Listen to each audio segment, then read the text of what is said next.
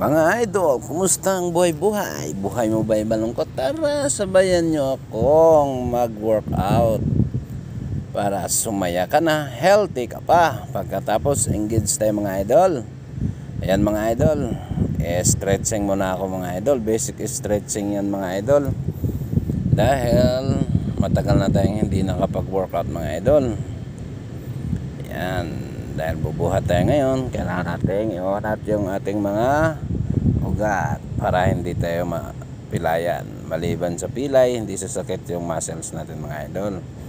Bubuhayin natin mga idol, iunat-unat natin sila. Yan, para sa ating kanyan, chest mga idol, chest at saka sa joint ng kuwan natin,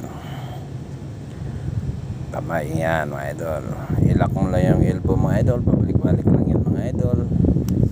Bali 16 repetition yan mga idol.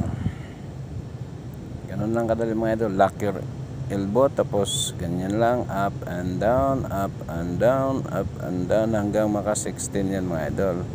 Tapos i-rotate mo yung kuwan mga idol. Yan,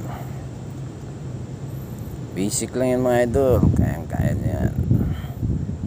Yan, ganyan din mga idol. Yan, para maunat yung mga kalaman-lamanan mga idol, at saka yung ugat mong kulubot, uunatin yan. At saka hindi nasasakit pag mag-workout ka na mga idol.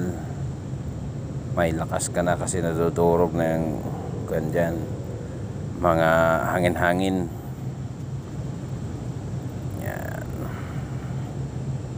Yan lang mga idol, basic na basic yan mga idol. Yan ang basic exercise, kwan ko, basic.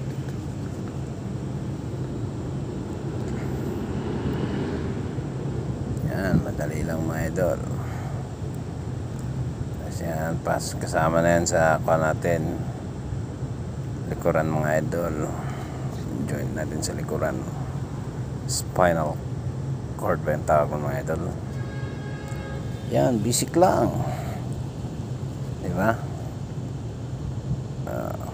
Balik tayo ulit para sa ating chest na at saka tricep. Dahil medyo matagal-tagal na tayong hindi nakapagbuhat mga idol, haba natin yung stretching natin. May kasunod pa yan mga idol, para sa ating legs naman yun. Yan, upper body stretching yan mga idol. Upper body stretching. Yan. Thank you for watching.